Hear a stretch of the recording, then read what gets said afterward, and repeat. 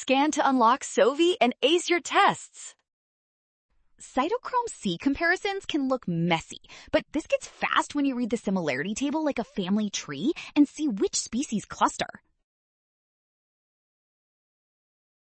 Start with the similarity matrix and compare which species share the highest % similarities, because higher sequence similarity usually means a more recent common ancestor, and therefore a closer evolutionary relationship. Next, group the species that consistently match each other most strongly into two sister pairs, because those tight matches should branch together before you connect them to species with weaker similarities. Finally, place species 1 on the branch showing the lowest overall similarity, which makes it the most distant relative and locks in the matching diagram.